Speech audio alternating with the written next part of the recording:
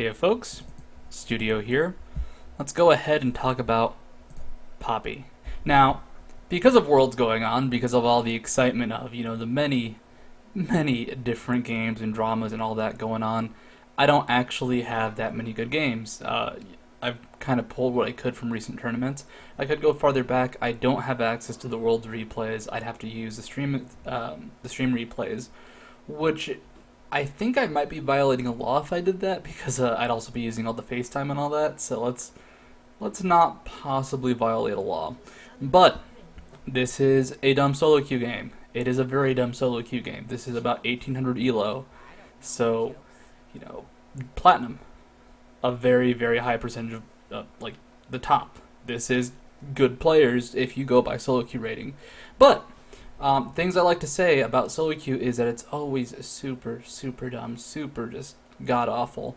Now, why do I say solo queue is god awful? Because so many dumb things happen. That's because people aren't communicating. There is no 5 people on TeamSpeak or Ventrilo. There is no coordination unless they've played together. It's just, alright, 5 guys, go! You might have 5 AP players, you might have 5 trolls, you might have 5 people who just hate each other, you might have 4 people who hate each other and are trolls and are all AP players, and you're that 5th guy who just wants to support bottom, but guess what? You're gonna lose the game. But solo queue is all about identifying the weird situations that are going on. You can't play it like a tournament game, you can't just kind of rely on very basic facts of your team. You have to approach every weird situation you face, which there will be many weird situations, and say, well, what do I do now? Let's start with weird situation number 1. You're Jungle Poppy. Top lane is Fiora versus Garen. What? How did this happen? How did you get here? This is not your beautiful game. You have to identify the situations where you think your team will do well, make up for situations where you think your team will do poorly, and just kind of roam around the map and be effective where you think you'll need to be effective. Now, that might sound obvious, but alright, let's go through the lanes. Fiora versus Garen, off the top of your head, thinking about it for the minute or two you have in Champion Select, who do you think is going to win that matchup? I'd say probably Garen, maybe? Because if he gets silence off and it gets parried, well, he'll probably lose the matchup then. If not, if he does get the silence off, he can just spin and probably outdamage Fiora unless she has Burst of Speed active. And there's a lot of weird facets to the fight. But here we have KS1. He's jungling Poppy. His red has been stolen. He has to go ahead, make that up in the jungle, and just kind of kill creeps on his own. Now, this is one of those unfortunate situations. What happens when your red gets stolen? Keep jungling. In this case, his entire jungle got taken. Golems were taken by his bot lane. His wraiths were taken by the enemy team, who were nice enough to actually finish it off. So, KS1, he's just got to roam around and keep CSing. Now, Skarner, because he has that red buff, and he's going to be able to secure his own red buff, and knows Poppy's not really going to have a good chance to counter jungle, will be able to, he can just kind of roam around and beat her up. He actually checks this bush. He's suspicious, expecting a counter jungling to go on. And it's a smart play. Poppy, though, is just going to be very passive and jungle up. And this is what happens with a lot of unorthodox junglers. They tend to have big problems when it comes just to counter jungling. Jungle Amumu is something people always bring up, but most unorthodox junglers have big problems with counter jungling just because usually they're unorthodox because they're missing something big, like sustain, like anything besides decent ganks. And if you know they're going to gank because they can't jungle, you can prepare appropriately. You can have wards down. You can be playing safely. In the case of Poppy, without red buff, her ganks are much weaker because she has to only land a CC through the wall. But solo queue is all about weird situations. So what you have to learn about the players you're playing against as you play against them. So what do we learn about this Fiora? Well, she just went into the jungle to try and kill Poppy at level 4 for really no reason. I think she was going to steal wolves. She's being incredibly aggressive. She doesn't have her ignite, but she still kept up the fight. Almost killed Poppy, but then dies when Brand shows up out of nowhere. Well, what do we know about Fiora? She's going to be hyper aggressive. We can actually already tell this because Garen who started with the red potion, I forgot about that, had already been beaten back in his lane. These are the weird situations you run into in solo queue. Fiora at level 4 was beating back the Garen who started with the red potion and currently has no items because he sacrificed everything for a strong early game. He has 1033 HP at level 4 Fiora only well, actually has more because she has 2 Doran shields, but general idea is there. Holy crap, that's weird. And how do you adapt? Well, Fiora's gonna have 2 Doran shields. She's gonna be gankable. Can Garen handle that though? He had that red elixir. He still has it for a while. Can he handle Fiora? Based off history, no, because Fiora's just gonna get stronger and stronger. Garen really needs his ultimate, and that's gonna be quite a while before he actually gets it. But what does Poppy do? She got the assist. The brand came back to support her. Had he not, she probably still would have gotten away. Poppy, though, now has a Philistone, and it's going to be a very solo queue based game. KS1 does not trust his team. And sometimes there are just those games where you're just like, I don't trust these guys. Like, I don't want to say, you know, the players on blue side are not trustable, but they've definitely got their flaws. Like, you don't trust brand players most of the time because brand is not considered strong. This is just something people do, naturally. If there's a weak character, people don't tend to trust them, which is unfortunate, but if you see that pick, you don't feel confident when you see a brand like that. Now, Poppy, I will say she did not actually clear the Wraiths. She did get enough experience to kind of make up for it, but she probably could have just sat here and soaked up that EXP while clearing the Wraith camp so Wraiths would respawn sooner, but that's not a huge deal. But this is solo queue, so you have to play greedy, you have to look for those situations. Everything is kind of about maximizing efficiency first, then helping your team. Like, it's a weird balance. You want to play for yourself. At the same time, you want to help, especially when you're someone like a jungler. Like, how hard is it for Lee Sin to go top at level 2, do a quick gank, see if you can't get a kill, then back off and go somewhere else? It's not that hard. So A, you should expect it if you're up against it, and B, if you're Lee Sin, and you see that chance to actually get something done in the top lane, go there. Just go do it really quickly. If it works, it works. If it doesn't work, just don't overcommit and give up a kill. In the case of Poppy, it's kind of the same thing. It's like, alright, she's looking for that opening. She's just going to be roaming across the map, jungling, focusing on getting level 6, or Poppy amps up in power because of diplomatic immunity. And once that happens, roam to a lane, see if you can't pick up a kill. Now, there's kills possible in every lane for both junglers. If TF lands a stun on a brand, this can lead into Skarner getting his chain CC down. Poppy can always push TF into a wall if he's stunned. There are lots of opportunities. In this case, down bot lane, TF ulted down there. It's a 4-man gank. So, you can always make your opportunities. And there's lots of things to assume from both sides. For example, wards. How many wards does either team have? None. There are 0 wards on the map. And can you make that assumption? No, you can't. You can't say that's the case, and that's one of the tricky parts about the games. You can assume that the enemy team has wards, you can assume that they don't have wards. You're never going to be right all the time. And so you have to kind of make your judgment calls, you have to make those assumptions, and you have to look for signs. For example, if you try and gank a lane and they back off, guess what? They probably have wards down. Now Poppy's really not doing anything, and this is kind of the flaw of some junglers like Poppy, like Warwick actually. What can Poppy do in a gank? Well, she has red buff, so she would be relatively effective now. But against someone like Fiora, who's going to be relatively mobile, well, actually no boots yet. Well, Garen didn't have movement yet, so it would have been hard for him to gank. But against Fiora, because Garen couldn't keep up all that well, it was going to be a hard gank. He could stay on Fiora, but, one good riposte. Riposte. And there's a good chance Fiora would get away. It may not be reliable, especially if you do get in a turret. As Fiora versus Poppy, Fiora can ult you, and you can just die as Poppy, unfortunately.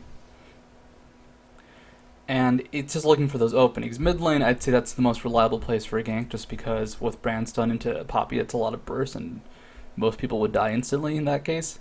But I think Poppy hasn't felt confident, and they don't know the ward situation. Now wards are out, you cannot gank from this side of the map at this point, if the enemy team is paying attention, which may not be the case. Poppy, though, is level 6 and is going to try and set up her own aggression, her own gank. And this is something you have to do as a jungler. You have to be creative. You have to kind of find your openings. So where's one of the best ways to gank? This is actually a lot more applicable in top lane where there's not going to be that much ward coverage. But we see this gank all the time in tournaments. People sneak into the bot lane, they try to find that opening, hope there's no ward coverage, and gank. If there's more communication going on, the Sona probably could have bought a Vision Ward and set up KS1's gank. This was not the case though, so KS1, he's going to sit here for a while, he's level 6, he really wants to use this opportunity, sees that it's not happening, and just backs off. Now, this is one of those funny situations in solo queue that it happens a lot. one team sees a chance for an advantage, the other team tries to move on it. So they see Poppy leave bot lane, and once she's gone, they immediately go into Corki.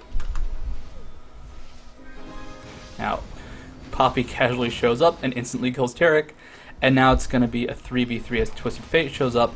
Sona's being bursted down, but Poppy's just sitting there DPSing.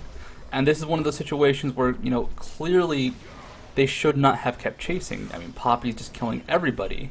You're letting Poppy get off sustained DPS with red buff.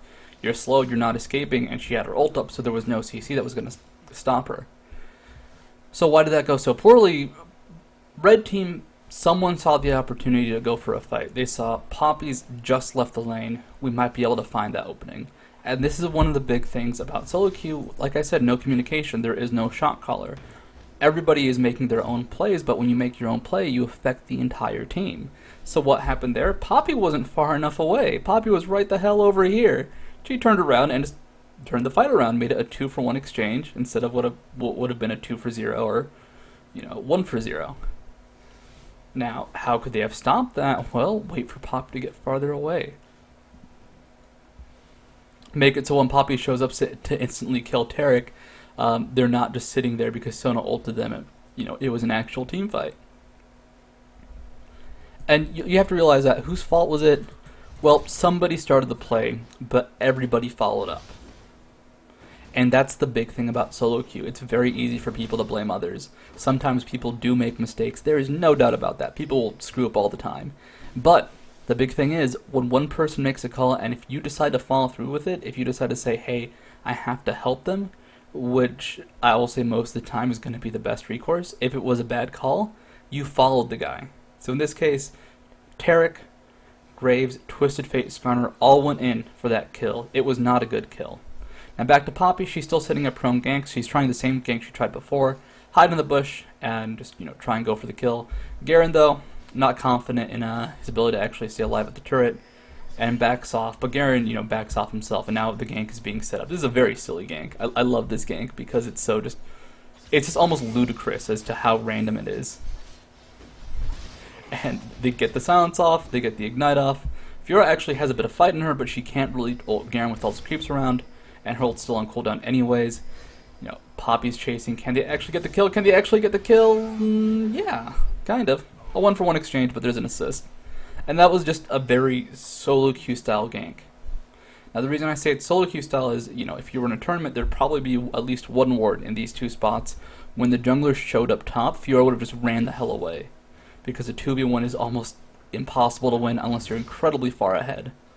And, Fiora actually still came out in a good position. She got a kill. Garen did get a kill, and Poppy got an assist, so more goal went to blue team, and this big old creep wave is being denied top lane. Now, what is really the correlation here? What is the trend? Dumb stuff works. Surprises work. When you go for that really high caliber level of play, there's not that much surprise. You're very dependent on other people. You're very dependent on your team. Now, I don't want to say you should not strive for that. Always try and get better. Always try and talk as a team. But just to compare, North America as when it comes to tournaments versus North America when it comes to solo queue, when we play in tournaments, we don't play that well as a team in North America. Like, that's been a big problem. That's why we didn't do well at Worlds. But we still have individual players that are strong, and we still have some forms of communication. When you play in solo queue, like I said, that communication is gone. So you just got to do whatever you think will work, and hopefully people will follow up. And that's the big scary thing for me in solo queue, and for most people in solo queue. What if your team doesn't listen? What if your team just says, you know what? Fuck off. I don't care that you're Malphite initiating onto a team. I don't give a shit. If your team says that, what is your best recourse? Nothing. You can't do anything. And that's the big thing. Like, if your team won't follow your initiation and you're the initiator, if you catch someone with a Taric stun, if you catch someone in this awesome opportunity, the rest of your team may not see it. And usually you have to go for silly, silly things like this, because guess what? The more obvious an opportunity is, the more likely people are to go for it. Now in this case, Poppy was trying to gank Fiora, they couldn't get the stun off, then Fiora turns into total mad mode, and it's awesome as hell. Or Poppy turns into total mad mode. Look at that, look at I just want to show that again, because that was so cool. look how cool this entire fight is. You know, it's Fiora, she's walking away from the exchange because she has so much armor, and then just like the perfect stun into a casual Garen ult. That's just awesome. And really, that's the big thing in solo queue. You catch people by surprise. You can always outplay people. You can always be a better player, but you can't rely on that. People will be better than you. People will be worse than you. There's never consistency. And in solo queue, you're going to see so many different people with so many different levels of backup. For example, if you're a jungler, how often will mid lane help you when the enemy jungler invades? Could be 50-50. Does that mean you're a better player when your mid helps you out and you get a kill and defend yourself in your own jungle? Or does it mean you're a worse player when the mid doesn't help you? It doesn't mean anything. It just means in that circumstance your team as a whole is better or worse. And when you have to rely on that, it's terrifying. But because your situations will be so dynamic, your situations will be so unique, just completely crazy, you gotta make these big plays. Now, I haven't really talked about what Poppy's doing, so I'd like to go into it because we're reaching the crux of Poppydom. Alright, she has boots, a Philistone, a Heart of Gold, an Avarice Blade, and a Phage. You're noticing a trend here with the items. These 3 items came first, and Poppy has a whopping 600 or so gold earned just from GP10s. This is very solo queue. People in solo queue are not that strong at pushing. So a game ending early is most likely not going to happen in quite a few cases. Some total stomps it does happen. So this gives a chance for Poppy just to farm up and eventually late game descend upon from the heavens upon the lanes and just kill everybody. Will it work? It could work, it couldn't work. The enemy team could actually be viable when it comes to getting those early pushes on. They could also be very weak at it. And looking at the enemy team, they have TF Graves, which is a very strong pushing combination, instant wave clear. They can get to a turret. Fiora, if she's ever left alone with a turret, will just murder it with burst of speed. So it's not really reliable, and there's going to be very few cases where you can reliably say this is a good option. But this is a gimmick, and it works in solo queue. And now I'm not saying, go for gimmicky things like Jungle Poppy in solo queue. Just do what you think will work, and if you think it will catch the enemy team by surprise, it'll be even more effective. Now, do you think TF remembered Poppy has an interrupt? Maybe, but there's a good chance that the enemy team hasn't seen a Poppy for so long that it won't matter. Like, let's go into some of the top players in terms of solo queue. Zekint, Tianzi no Akuma, these were 2 incredibly good players, and one of the advantages that they have is that they can catch the enemy team by surprise.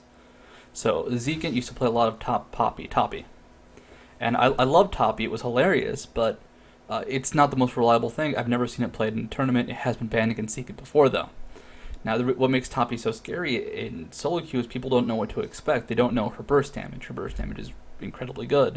At this point, 100 damage and 8% of a target's maximum HP is not a lot, but you factor in that she has decent AD, you factor in that she'll eventually get a Sheen. That's scary. In team fights like this, do people really know what Poppy does? Well, she's incredibly fast. Had she gotten a Phage proc, that could have been a kill. And that's the thing when it comes to unorthodox picks, when it comes to catching people by surprise. But I mentioned before, what is Poppy doing? She's been looking for these openings, and she's been kind of making her own plays, and the team will either help her or not. Every now and then she's shown up to a lane just to back up her team because a fight went on. But when it comes to solo queue, you kind of have to make your own plays. So, as an example, this gank. Shows up from the jungle, just catches Taric off guard. Now Taric is screwed. He has to flash over the wall. Is his flash up, though? No. So he's dead. And quintessentially, is there anything he can do? No. And that was a weird use of the word quintessentially. I don't think it made any sense. Now, Poppy. How does Poppy actually work in fights? Alright. There's a reason Poppy's not considered very good. She's fairly limited. Her dueling capabilities are amazing. So you have the ultimate, Diplomatic Immunity. You can toss that onto the person you want to kill or onto somebody who you think will not slow you down. So in this case, applying the ultimate to Fiora to kill Graves might be a good option.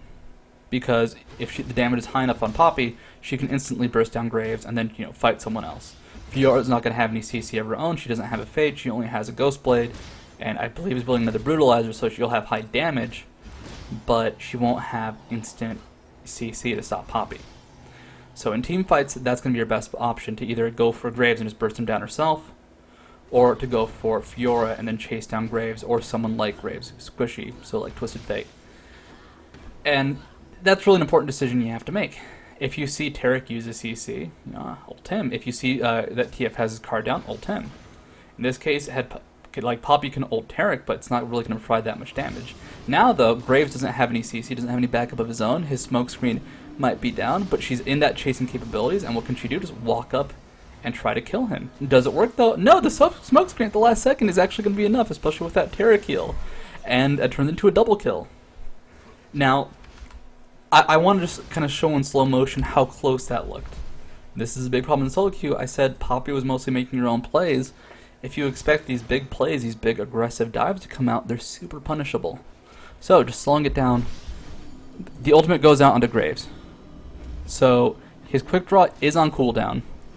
He used that once Poppy approaches her, and this is kind of the beginning of the kite process. Smoke screen is about to pop. It's only level 1, so the slow is only 15%. But it's going to be enough once the Paragon of Demacia falls off, which it actually was on cooldown at the start of the fight. So Poppy actually catches up for a second there, able to get, the Q combo off, and then the flash from Graves it's enough to get away from Poppy. Now a flash was blown there, and Taric did have to use his heal to save Graves in the end. But this is the problem you'll run into as Poppy. You're kiteable. You need to chase people down. Most people have their own way to defend against you. Obviously, when you're incredibly fast, it can be tricky. But Graves, with his smoke screen, with his quick draw, and he actually didn't walk back that much, was more or less able to get away on his own. Though he dies to Corki immediately after because he didn't expect Corki to go aggressive right there.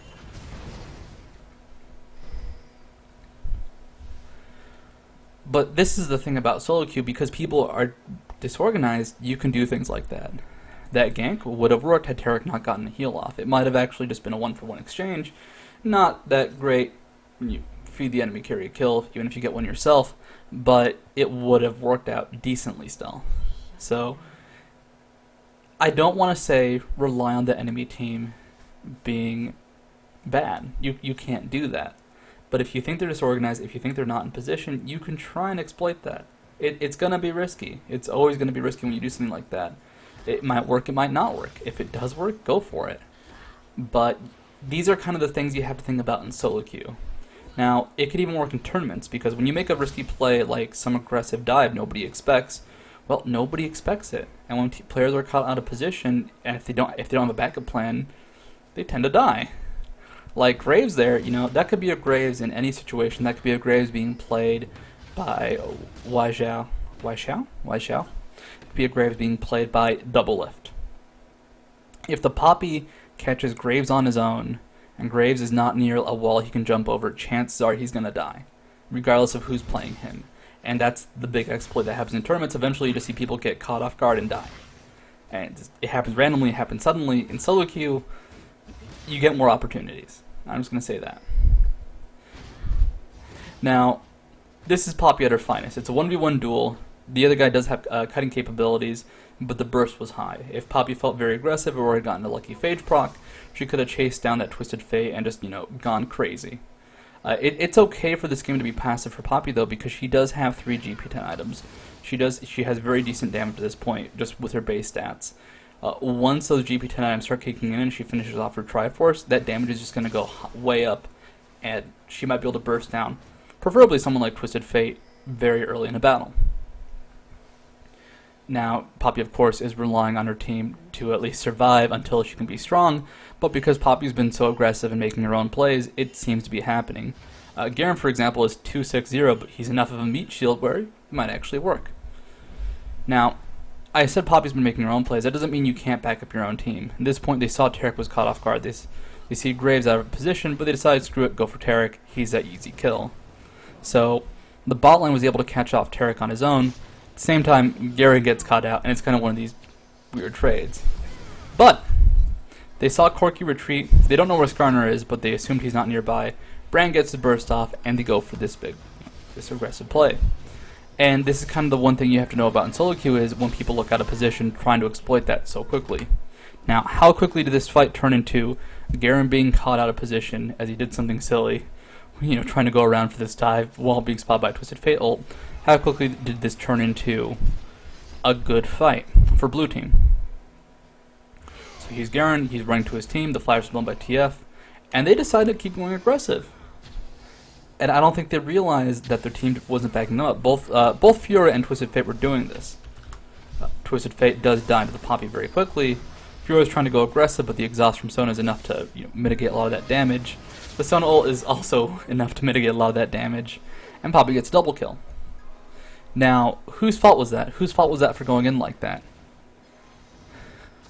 Garen's a huge jerk. Was it Fiora's fault? Was it Twisted Fate's fault? No, it was both their faults. It's everybody's fault. And that's, I think, one of the big things that people have trouble doing. At the same time, Graves didn't go down. Taric was already dead. Skarner hadn't quite arrived yet because he was still coming from the base. But whose fault was that? It's everybody's fault. Maybe Graves should have spammed retreat pings because he had no mana. Maybe Skarner should have spammed retreat pings because he wasn't there. You can very easily apply blame to other people.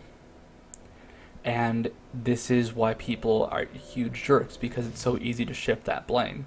If you just make everything about yourself and why isn't the team supporting you, then you can clearly just make easy extrapolations. Alright, so Graves was supposed to be supporting me, I'm Twisted Fate, why didn't he follow me after I'd flashed to keep team fighting? I could have set a stun, and then he could have bursted somebody down. Like, you can say stuff like that, and it's incredibly easy to, make up your own excuses. I'm not saying Twisted Fate did that, I'm just saying you can do that. And that's a big problem in solo queue. People aren't on your wavelength. Don't assume the people you're playing with, unless you play with them before and you're on TeamSpeak, know what the hell you're doing. Like, no one knows what Poppy's doing right now. She got a kill, actually. But what the hell? She escapes because Poppy's awesome, then Skarner shows up and everything's unpleasant. That was cool, though. That was really cool. And she's so close to actually making it out, but Skarnered. And because people aren't on the same wavelength, because people will never, ever know what you're doing, you have to make assumptions. You have to assume in a lot of ways, unless you spam pings like crazy, you won't be helped. You have to assume that even if you spam pings like crazy, you probably won't be helped, because maybe people will think it's a bad fight. Maybe people think they can't help you. Like I said before with initiation, if your team won't follow through with your initiates, not much you can do about it. You can ask your team, please follow through. You can try and talk with them. If they will not help you, if they will not be on your save wavelength, it's just not going to happen. And that's unfortunate, but that's the truth. That's the honest truth. Now, I've been talking about this game. I haven't really been saying all that much about the game going on, just about general solo queue-ness. How does that really apply to this game? What's what I've said? So, Poppy, what has she done that has not been on the same wavelength as her team? Crazy dives, crazy Poppy dives. I think Poppy's one of the few characters that can get away with it, so KS1, mad respect for playing a character who can do what you want. At the same time, the team's clearly not following through with those ganks, those, crazy tower dives, and I'm assuming he thinks they shouldn't, so I guess he will be in the same wavelength in that case. In other respects, Garen's been getting crushed top. Poppy did go top early on in the game, but hasn't been there in quite a while, and Poppy's not really following around Garen, so maybe Garen wants to set up these big, enormous team fights where he's just initiating, but it's not really working. That was awesome. This is also the problem with Poppy. You can go for those cool dives, but then you have to walk away. Now, this would be a case where there is a wavelength going on, and I actually know the player Maniac, and he was talking the entire time, this Poppy's awesome. That's why I actually spectated this game, because Jungle Poppy was just crushing everybody. Poppy's currently, 726. She's doing quite a bit of crushing. And it's very easy. Just look at your own replays and kind of see, well, what's a situation where I thought my team was ahead? This is also why gold values can mean very little in solo queue. So right now, Team Poppy is up by about 4,000 gold, 5,000 gold, 4,000. And despite being up 4,000 gold, despite having this numerical advantage, how easily could things go wrong for them in a team fight? What if Corki gets caught out? What if Fiora gets a sweet ult off? What if all these cool things happen and you're just like, yeah, because I'm red team and I want to win? That may happen, that may not happen. And that's why gold value tends to mean very little, because 4,000 gold's awesome. It's a very significant advantage. Usually it can be the game at that point, but because all 5 people on Team Red might have this, moment of consciousness where they just catch out 3 people one at a time in a row, you can lose that advantage so quickly. It can just immediately fade. Now, this is a case of cool synergy. Bran lands his fireball onto Twisted Fate. The slow procs, Poppy immediately follows up, and they were looking for that engage. They see that it's not going to happen, and they back off. And you will eventually learn what engages you can do, what engages you can't do, just as you get better with your characters. But it's rare to see good synergy like that. Sometimes you have to spam that ping, sometimes you don't. And Poppy, like, she's trying to force these engages very aggressively. She goes for TF, she ults Taric to go for Twisted Fate, knowing that Taric had just used his stun. That's actually a very cool play for playing Poppy well. I just need to point that out again, because that's cool. And actually Taric responds well. So, whoa, don't want to slow it down that much. So when you're playing Poppy, like I mentioned before, you want to try and ult people to either kill them, or ult someone who can't stop you. So Taric uses his stun on the Garen, Poppy immediately ults Taric in response. Now there is no recourse from Taric in terms of just normal skills. He does use his exhaust. At that point Poppy has to back off, but hey, they've blown an exhaust, Twisted Fate had to flash, that was cool. Now, if in tournament settings people will just be like, alright, TF flash down for X minutes, we can play aggressive now, we can do our own thing, and go crazy. It's not, so you're the one who's going to have to say these things, you're the one who's going to have to keep track of the timers, you're the one who's going to have to be like, alright, I can go for TF because he has no flash. And that's something important to remember. People don't know all the things that you know, even if they're available to them. This is one of the situations where people assume they're not going to die, and they get burst before they reach the turret. This happens a lot. This happens so much in solo queue, where it's like, well, I need to defend the turret, they shouldn't have enough burst to kill me. And even though in hindsight 2020 it looks really obvious, it may not be the case. Now, what is Poppy really doing? She has very little CS, only 93 CS. Skarner's at 97, but what is she doing? Roaming across the map, just trying to kill everybody. And do awesome things like that. Once again, I love this Poppy. And her focus is get kills, get money through kills, murder everybody. Jungling's been a low priority this entire game. But in terms of just, overall farm, in a tournament setting, it would not be that reliable to go aggressive with the ganks. Like, this aggressive, only 93 CS at the 30-minute mark, it's relatively low. But because it's solo queue and people are a bit easily more caught out, and having that consistent jungle gold isn't that important, it's okay. Now Poppy owns. Chasing down Graves, ults onto Skarner because Skarner was too far away to use his own ult, can't actually catch up with him unfortunately, and just turns around and kills Taric instead as a consolation prize. And this is kind of the big thing is, a Poppy, you need to stay aggressive, you need to almost only fight with your ultimate up because it's very easy to get caught in situations like this. Luckily, the rest of Team Blue is there to back them up. And in the end, Poppy almost goes down. Surviving with 70-some HP, the regen from her Philosopher's Stone was actually enough to save her now. But this playstyle, this very aggressive playstyle, is one of those things where if it works, you will see the effects. If you don't get kills, you can fall behind so quickly. And especially in tournament settings where you're going to have a lot more counter juggling to deal with, that you can just kind of lose the game. This is a problem Alistar has, actually. Especially after he's been nerfed so much. Jungle Alistar, you go aggressive for the ganks, you get very little CS. If you don't get those successful ganks off, and if you don't snowball lanes, you eventually just become a 1-2 combo, and then you die. Even with your ultimate, you die. Because Alistar, under-farmed, under-leveled, does not survive for any amount of time. And in the case of Poppy, this is an aggressive style. I can recommend it because it's funny and it works sometimes, but imagine if Poppy hadn't got those early kills. Imagine if Poppy didn't have the most gold in the game, I believe. Yeah. Well, actually, just short of the most gold in the game. And there we go, most gold in the game. So, clearly, Poppy got these kills, got that huge advantage, has these GP10s ticking off, but without consistent jungle farm, those GP10s aren't going to do a whole lot until they're upgraded, and Poppy was going to be relatively ineffective. Poppy only had a Sheen and a Phage at this point. With those GP10s, instead of a Triforce and BF sword, she'd be doing nothing. She'd just be there. Now, this is the part of the game which it almost doesn't matter when it happens. The big scary moment was when the enemy team has Guardian Angels. But when Poppy gets Infinity Edge and Triforce, you kill people. You kill people very quickly. So what's her crit chance at? Her crit chance is at 52%, because the Amber's Blade. Poppy also has Paragon of Demacia, which will increase her AD by 35 when used in combat. So she's going to have about 300 attack damage. Let's kind of watch her burst as she shows up to this fight. I'll be a bit late. Her team's relatively low on HP, but the enemy team has used a lot of AoE. So Poppy, Mad Mode, sees the chance, ults onto Skarner because Skarner has his own ultimate, or actually she assumed it was down even though it's not.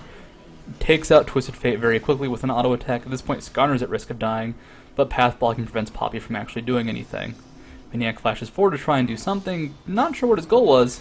Doesn't work. Poppy gets ulted into her turret. And what's she able to do? Still kill Skarner. She gets to Graves, kills Graves. She survives. She got a triple kill with 3 auto attacks because of how high her burst was. And I don't think any of those were actually crits. Like, I just want, like, showing that again in normal motion. This is just the Poppy death train. Just watch it. It's every time she gets an auto attack off, somebody dies. She goes to Twisted Fate, auto attack, they're dead. She can't get to the Skarner because of the path block. But even after the Skarner ult, his immediate reaction is to shift and just kill him. And having that quick decisiveness to say, well, I can't get to Graves, but Skarner ulted me, so I will end up next to him when that ult finishes. That's just good synergy. Now Maniac and KS1 do a very good job right there. Maniac tanks the turret, KS1 sees the opportunity to actually get out of there, and they don't die, they don't give up any kills. Now it's important to mention that because that is synergy that you'll sometimes find, sometimes synergy you won't sometimes not find. You know, you almost always want to do that. If you need to escape the enemy base, the best option is going to be to have someone tank the turret like that if they have enough HP to do so, and then you walk right on out. If you don't have somebody doing that, well, Poppy would have had to retreat in base, Taric could have tried to delay it, try to stun her and walk away, and what if Poppy had died, given up quite a few kills, quite a few gold, for really no reason. Now, solo queue has a problem. It's very easy for dumb things to happen when you're not looking. And you can't rely on your team because you can't warn them very easily aside from retreat pings. So here Fiora just kind of uses her ult at the last second. Even though she does get CC'd, she gets 2 kills very quickly. TF shows up and the pain train commences. Also that was awesome because TF accidentally killed Rand. So what happens here? Well, 4 kills just went to the enemy team. Poppy has no HP. Is being chased by a very fast Skarner, has to flash away and just try to run away. Now, this is why solo queue, like I mentioned that gold lead, cannot mean much sometimes. Blue team had more than 10,000 gold lead at that point in the game. They just gave up 4 kills. This part's awesome. That was a blue card. That's why Poppy didn't die. But still, 4 kills went to the red team. They picked up 2 in response to. The second one was very, very late afterwards. But clearly, things can go terribly wrong. Now, they were pushing at low HP. They'd already taken out an inhibitor. Clearly, that they gained some benefit, some major benefit. But it's so easy for people just to say, hey, we can do something. But they can't. They can't at all.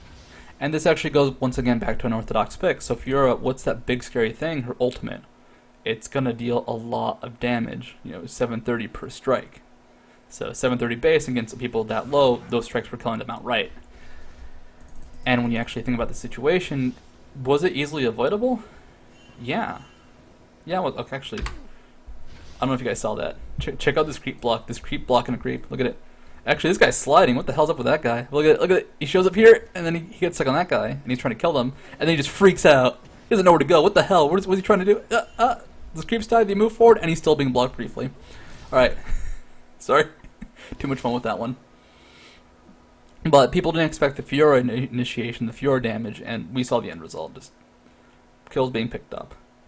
At this point, I would be fairly confident as blue team. Still, dumb things can happen. Dumb things can happen. Dumb things can happen. Are dumb things happening right now? Yes. But are they dumb enough? No.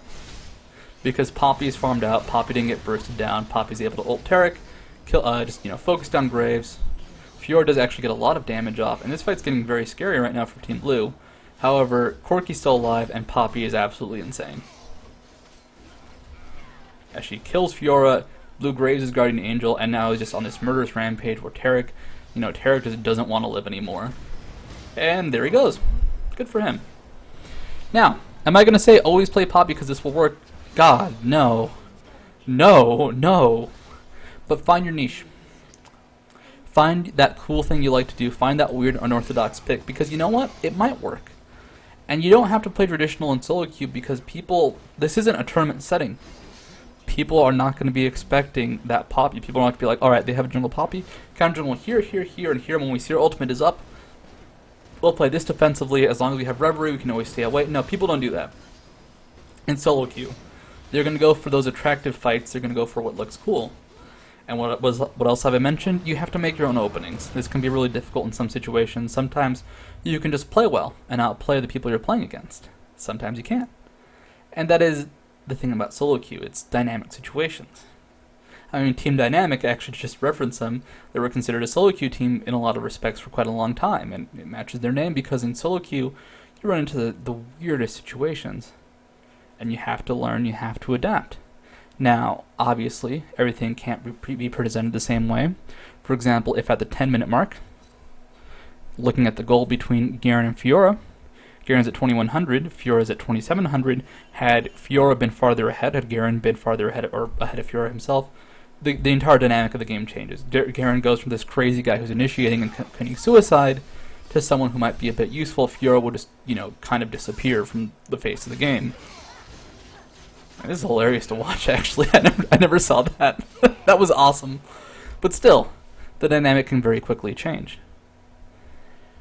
And, well, this is just, a video about solo queue.